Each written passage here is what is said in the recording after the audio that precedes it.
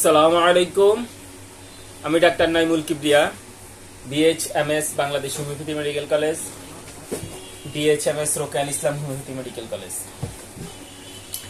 আমরা হাঁপানি নিয়ে বলতেছিলাম, হাঁপানির কারণ নিয়ে আমাদের আজকে 5 নাম্বার ভিডিও। হাঁপানির কারণ নিয়ে আজকে আমাদের 4 নাম্বার ভিডিও। আজকে এই ভিডিওতে আমরা হাঁপানির কারণগুলা, আজকে এই কারণ নিয়ে আমাদের শেষ হবে। এটা দ্বিতীয় চ্যাপ্টার। প্রথম চ্যাপ্টার ছিল বিভিন্ন উপসর্গ সহ হাঁপানি, আজকে আমাদের কারণ নিয়ে হাঁপানি, বিভিন্ন কারণ সহ হাঁপানি। তো এই পর্যায়ে আমরা প্রথমে যে বিষয়টা বলবো, অবশ্যই আপনারা একজন ভালো ডাক্তারের পরামর্শ ওষুধ খাবেন, কারণ চিকিৎসা এটা জীবন নিয়ে খেলা। এই জন্য আপনারা টাকার কথা চিন্তা করে এই যার তার থেকে ওষুধ খাবেন না, বা নিজে নিজে ওষুধ খাবেন না। এগুলো আপনার হিতে বিপরীত হবে। আর কেউ চাইলে আমাদের থেকে অনলাইন এবং অফলাইনে আমাদের চিকিৎসা নিতে পারে। আমাদের নির্দিষ্ট ভিজিট বা নির্দিষ্ট প্রসিডিউর মেনটেন করে যে কেউ আমাদের থেকে ওষুধ নিতে পারে।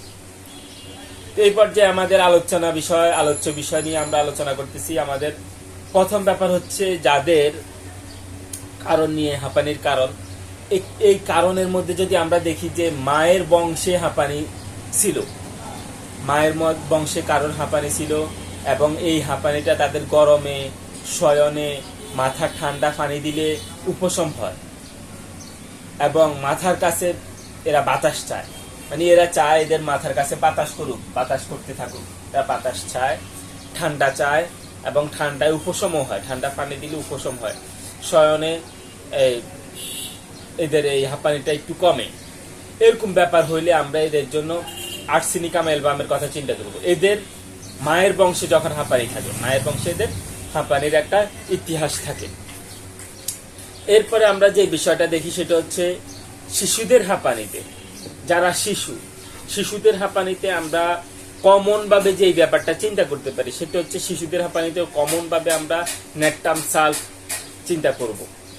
যারা একদম শিশু, এদের হাঁপানিতে প্রথমেই আমরা ন্যাট্টাম সালফের কথা চিন্তা করব। ন্যাট্টাম সালফ ওষুধটা অ্যান্টিসাইকোটিক মেডিসিন। অ্যান্টিসাইকোটিকের সাথে সাথে এটা এই ঠান্ডার প্রবণতা যেটা শিশুদের ক্ষেত্রে বেশি হয়, কারণ এরা তো গরম ঠান্ডা বলতে পারে না। এই জন্য আমরা শিশুদের ক্ষেত্রে প্রথমেই ন্যাট্টাম সালফের কথা চিন্তা করব। অন্যান্য লক্ষণ বা চেষ্টা করব যে ন্যাট্টাম সালফ আসে কিনা, অন্য বা যদি অন্য মেডিসিনের লক্ষণ থাকে তো অবশ্যই অন্য মেডিসিন যাবে, কিন্তু আমরা এটা ন্যাট্টাম সালফটাকে আমরা মাথায় রাখবো।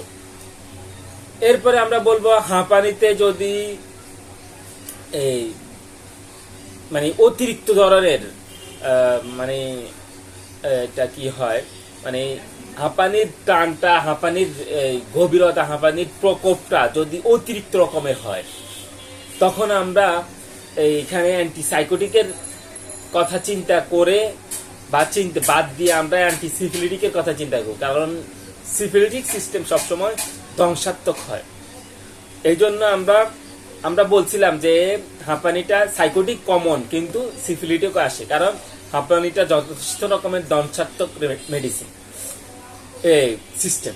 এই জন্য যখন আমরা দেখব যে হাঁপানিটা অতিরিক্ত রকমের হয়, তার মধ্যে একদম ধ্বংসাত্মক রকমের হাঁপানি হয়, তখন আমরা সাইকোটিকের কথা বাদ দিয়ে অ্যান্টিসিফিলিটিক মেডিসিনের কথা চিন্তা করবো, এবং বিশেষভাবে সিফিলিনাম মেডিসিন আসতে পারে কিনা আমরা এটা মাথায় রাখবো।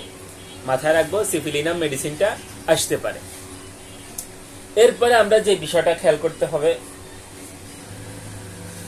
সেটা হচ্ছে, অনেক সময় এমন হয় যে চর্মরোগ চাপা পড়ে এই স্থানটা কালো হয়ে গেছে।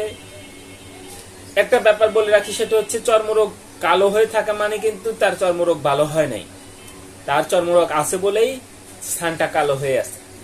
তো এই এমন যদি হয়, চর্মরোগ আছে, চর্মরোগ আক্রান্ত হয়ে এই স্থানটা কালো হয়ে আছে, এবং হাঁপানির সাথে তার এই হাঁপানিটা রোগ তৈরি হয়েছে, চর্মরোগ ভালো হয়ে কালো হয়ে থাকি এবং হাঁপানি তৈরি হয়েছে, হাঁপানি আস্তে আস্তে হাঁপানি শুরু হয়েছে। এবং এদের সাথে সাথে যদি হয় যে তার মায়ের বংশে হাঁপানি ছিল, বা এদের হাঁপানিটা দিন দুপুরে বা রাত দুপুরে বৃদ্ধি পায়, যদি এই ব্যাপারগুলা থাকে, এই চর্মরোগের ইতিহাস থাকার সাথে সাথে আমরা তো স্বাভাবিকভাবে চর্মরোগের ইতিহাস থাকলে সরিনাম, সালফার এবং আমরা ব্যাসিলিনামের কথাও বলছিলাম। কিন্তু যদি মায়ের বংশে হাঁপানির ইতিহাস থাকে এবং এদের দিন দুপুর রাত দুপুরে যদি হাঁপানি বৃদ্ধি পায়, তখন কিন্তু আমরা ওই চর্মরোগের ইতিহাস থাকা সত্ত্বেও ন্যাট্টাম সালফের কথা চিন্তা করব। বা চর্মরোগ ওই সময় কিন্তু আমরা ওই যে বললাম চর্মরোগ চাপা পড়ছে, বিষয়টা এমন না, তার চর্মরোগ এখনো স্থির আছে, যার জন্যই স্থানটা কালো হয়ে থাকে। এই চর্মরোগ আছে, সাথে সাথে তার হাঁপানি মায়ের বংশের চর্মরোগ ছিল এবং রাত দুপুর দিন দুপুরে তার হাঁপানির সমস্যা হয়, তখন আমরা আর্সেনিকাম অ্যালবামের কথা চিন্তা করব। আর্সেনিকাম অ্যালবাম অর্থাৎ তার চুলকানিও আছে, বংশগত হাঁপানিও আছে, মায়ের বংশ হাঁপানি আছে এবং তার দিন দুপুরে রাত দুপুরে হাঁপানি বৃদ্ধি পায়, তখন আমরা আর্সেনিকাম অ্যালবামের কথা চিন্তা করব। এরপরে আমরা বলবো যদি কারোর হৃৎপিণ্ড বড় হয়ে যায় এবং হৃৎপিণ্ড বড় হওয়ার পর থেকে সে সামান্য চলাফেরা, সামান্য নড়াচড়ায় তার হাঁপানি বেড়ে যায়, অত্যন্ত শ্বাসকষ্ট হয় এবং এতটা শ্বাসকষ্ট হয় যেন মারা যাবে। আমরা হৃৎপিণ্ড বড় হয়ে যাওয়ার কারণে আয়োড বলছিলাম, আর্সেনিক আয়োডের কথা বলছিলাম। কিন্তু যদি এটা এমন হয় যে সামান্য নড়াচড়ায় তার হৃৎপিণ্ড বন্ধ হয়ে যাওয়ার মতো শ্বাসকষ্ট হয় এবং মৃতর মতো হয়ে যায়, তখন কিন্তু আমরা ক্যালকেরিয়া আর্টসের কথা চিন্তা করবো। ক্যাল আর্টস এই সিস্টেমের মধ্যে আমরা ক্যাল আর্টসের কথা চিন্তা করবো। যদি এটা না হয়, আমাদের যদি আর্টস আয়োডের লক্ষণ থাকে তাহলে আর্টস আয়োড দেবো। কিন্তু যদি অল্প নড়াচড়ায় যদি হৃৎপিণ্ড বন্ধ হয়ে যাওয়ার উপক্রম হয়, মৃতর মতো পড়ে যাওয়ার মতো অবস্থা হয়, তখন আমরা ক্যালকেরিয়া আর্টসের কথা চিন্তা করবো। এই বলে আমরা আজকের মতো আমাদের হাঁপানির কারণ নিয়ে আমাদের শেষ ভিডিও শেষ করলাম। আমরা হাঁপানি নিয়ে 2টা চ্যাপ্টার শেষ হইল আজকে। আমাদের পরবর্তী চ্যাপ্টার আমাদের হবে হাঁপানির বৈশিষ্ট্য। হাঁপানির বৈশিষ্ট্য নিয়ে আমরা পরবর্তীতে আলোচনা করব। আজকের মতো আমরা এখানেই বিদায় নিচ্ছি। আসসালামু আলাইকুম ওয়া রাহমাতুল্লাহি ওয়া বারাকাতুহু।